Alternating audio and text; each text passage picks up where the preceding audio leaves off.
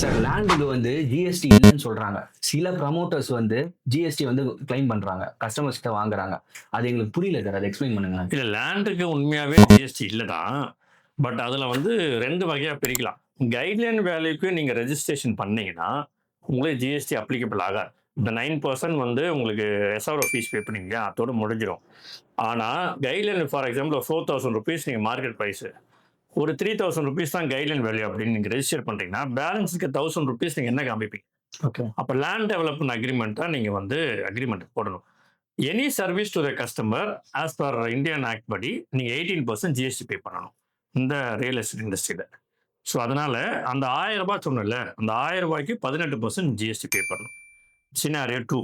Scenario 1 திருப்பி சொல்றேன். ₹4000 market பிரைஸ்னா ₹4000வும் நீங்க ரெஜிஸ்டர் பண்ணிட்டீங்கன்னா, பத்திரப்பதிவு பண்ணிட்டீங்கன்னா, நீங்க ஜிஎஸ்டி பே வேணாம். ஆனா ₹4000க்கு 9% நீங்க வந்து கைட்லைன் வேல்யூக்கு ஃபீஸ் பே பண்ணணும். ஸோ ஜிஎஸ்டிக்கு லேண்ட் டெவலப்மென்ட் அக்ரீமெண்ட் பிளாட் விற்கிறச்சே போட்டாங்கன்னா, கட்டாயமா 18% ஜிஎஸ்டி பே. நீங்க பொதுவா லேண்டுக்கு ஜிஎஸ்டி இல்லன்னு கேட்டீங்கன்னா, பொதுவா எல்லாருமே இல்லன்னு தான் சொல்லுவாங்க. இந்த பிரேக் அப் பண்ணி நீங்க யாராவது கேட்டீங்கன்னா, உங்களுக்கு அப்பதான் புரிய வரும். அத அவங்க புரிஞ்சுப்பாங்க. இந்த ரெரா இம்ப்ளிமெண்ட் ஆனதுலருந்து ரியல் எஸ்டேட் இண்டஸ்ட்ரியில டிரான்ஸ்பரன்சி எவ்ளோ இல்ல. ரெரா வந்து ஒரு மிகப்பெரிய வரப்பிரசாதம் தான் ரியல் எஸ்டேட் இண்டஸ்ட்ரி. ஏன்னா ரெரா வந்த பிறகு கஸ்டமருக்கு வந்து மிகப்பெரிய ஒரு ஒரு ட்ரஸ்ட்டையும், ஒரு ஒரு சேஃப்டியும் குடுத்துருக்கு. ஏன்னா பார்த்தீங்கன்னா, ஒரு பில்டர் வந்து எவ்வளோ சீக்கிரமா வீடு கட்டி குடுக்கணும்ன்ற மென்ஷன் பண்றார்ல. அந்த காலகட்டத்துக்குள்ள அவர் வீடு கட்டி குடுக்கலன்னா, ரெரா மூலியமா அவங்களுக்கு வந்து காம்பன்சேஷன் வாங்கி குடுக்குறாங்க. ஸோ அதனால ரெரா மூலியமா நெறைய ஃபண்ட் வந்து மிஸ்யூஸ் பண்ணியிருந்தாங்க ரெரா வரதுக்கு முன்னாடி. இப்போ ரெரா வந்த பிறகு நெறைய லிமிட்டேஷன்ஸ் வச்சுட்டு, ஃபண்ட் எல்லாமே கரெக்ட்டா அந்தந்த அக்கவுண்ட்க்கு போய் அந்தந்த ப்ராஜெக்ட்க்கு தான் யுட்டிலைஸ் பண்றாங்க. ஸோ ரெரானால ஃபினான்ஷியலி சவுண்ட் கஸ்டமருக்கு ரொம்ப டிரான்ஸ்பரன்சி இருக்கு. சேஃப்டியும் கூட, பில்டருமே கூட ஒரு பெரிய ஒரு ஒரு டைரக்ஷன்ஸ் குடுத்து அவங்களுமே கைட் பண்றாங்க. ஸோ ரெரா வந்ததுனால கஸ்டமருக்கு மிகப்பெரிய சேஃப்டி, ட்ரஸ்ட் கிரியேட் ஆயிருக்கு.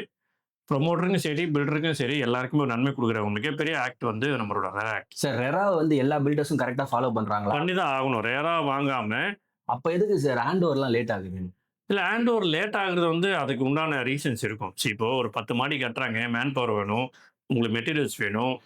நெறைய இயற்கை சீற்றங்கள் இருக்கு. மழை நெறைய விஷயங்கள்லாம் இருக்கு.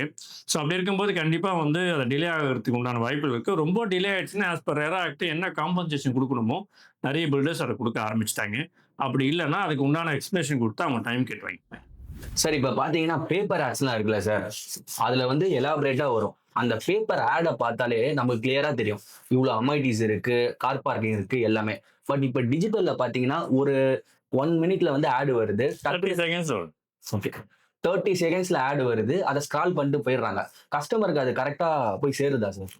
இல்ல இப்ப வந்து டிஜிட்டல் கலாச்சாரம் வந்து ஜாஸ்தி ஆயிடுச்சு. நீங்க 6 வயசு பாப்பால இருந்து 60 வயசு தாத்தா வரைக்கும் எல்லாம் மொபைல்ல தான் எல்லாமே பர்ச்சேஸ் பண்றாங்க. படம் பார்க்குறதுலேருந்து, விமர்சனம் பண்றதுலேருந்து எல்லாமே மொபைல் ஆயிடுச்சு. பட் ஒரு காலத்தில வந்து பேப்பர் ஆடு, டிவியில் விளம்பரம் பண்ணா நெறைய இன்ஃபர்மேஷன் கஸ்டமருக்கு பாஸ் த்ரூ பண்ணும். ஸோ அது எங்க இந்த பக்கத்தில ஹாஸ்பிட்டல் எவ்வளோ தூரம் இருக்கு? காலேஜ் எவ்வளோ தூரம் இருக்கு? இது என்ன அப்ரூவலு? இது இது ஃபோட்டோஸ் லைவ் ஃபோட்டோஸ் அதில போட்டிருப்போம். மத்த எல்லா விஷயங்களுமே அதில வந்து ஷேர் பண்ணியிருப்போம். கஸ்டமருக்கு ஒரு அவேர்னஸோட ஒரு கால் பண்ணியிருப்பாங்க. இப்ப அந்த 30 செகண்ட்ஸ்ல ஒரு ஆட பார்த்துட்டு, செங்கல்பட்டுல ஒரு இடம் இருக்கு, ஈசிஆர்ல ஒரு உடனே கால் பண்றாங்க. அதுக்கப்புறமா அந்த டெலிகால்ல சொல்ற விஷயம் தான் அவங்களுக்கு ஃபர்ஸ்ட் லெவல் ஆஃப் எஃப்ஐஆரே. ஓகே. ஸோ இது வந்து ஹெல்த்தியான ஒரு டிரான்ஸ்ஃபர்மேஷன் கிடையாது. ஸோ நெறைய பேரு பேப்பர் விளம்பரத்த பார்த்தீங்கன்னா, இன்னும் பெஸ்ட்டா இருக்கும் then compare to digital marketing. ஆனா அதுக்கு நான் Googleல போய் நீ இந்த plot for sale, flat for sale நான் சர்ச் பண்ண வேணாம்னு சொல்லல. பட் அது இன்னைக்கு டெக்னாலஜி நெறைய ஹெல்ப் பண்ணுது. இருந்தாலுமே பேப்பர் ஆடுக்கு ஒரு ஆதரவு குடுங்க. அதுல நெறைய இன்ஃபர்மேஷன் நீங்க கேதர் பண்ணலாம். உங்களுக்கு ஒரு கிளாரிட்டி கிடைக்கும். நீங்க ஃபர்ஸ்ட் லெவல்ல நீங்க பேசுறதுக்கு முன்னாடி. சார் இப்ப உங்க பார்வையில இப்ப ரியல் எஸ்டேட்டுக்கு ஆட் பண்றாங்கல்ல சார். மேனுவல் மார்க்கெட்டிங்க விட இந்த டிஜிட்டல் மார்க்கெட்டிங் வந்து அத வந்து ஓவர் ஷேட் பண்ணிடுச்சா? கண்டிப்பா ஆயிடுச்சு. முன்னாடிலாம் பேப்பர் ஆட் குடுத்தோம்னா, ஃபுல் பேஜ் ஆட் குடுத்தோம்னா ஒரு 1000, 1500 கால்ஸ் வரும். ஃபோனே அட்டெண்ட் பண்ண முடியாது. என்கிட்ட ஒர்க் பண்ற எல்லா ஸ்டாஃப்பும் பயப்படுவாங்க பேப்பர் ஆட் குடுத்தாலே. சார் இன்னும் எக்ஸ்ட்ரா ஆள் போடுங்கன்ட்டு. இப்போ பேப்பர் ஆட் குடுத்துட்டு நான் உட்கார்ந்துட்டா 6 கால் தான் வருது காலைலருந்து சாயங்காலம் 6 மணி வரைக்குமே. ஸோ கால்ஸ் எல்லாமே டவுன் ஆயிடுச்சு. டிவி ஆட்லும் பெருசா கால்ஸ் வரல. டிஜிட்டல் தான் இன்னைக்கு எல்லாம் மோகமா இருக்கு. டிஜிட்டல்ல நல்லா ரெஸ்பான்ஸ் வருது. பட் இந்த கல்ச்சர் வந்து கொஞ்சம் ரொம்ப ஸ்பீடா தான் போயிட்டு இருக்கு. மறுபடியும் அந்த ட்ரெடிஷனல் கல்ச்சருக்கு ரியல் எஸ்டேட் பொறுத்தவரைக்கும் வந்தா நல்லாருக்கும். சார் ரியல் எஸ்டேட் ஆட் பாத்தீங்கன்னா 2,00,000 இருந்தா போதும், 3,00,000 இருந்தா போதும்னு ஆட் போடுறீங்க.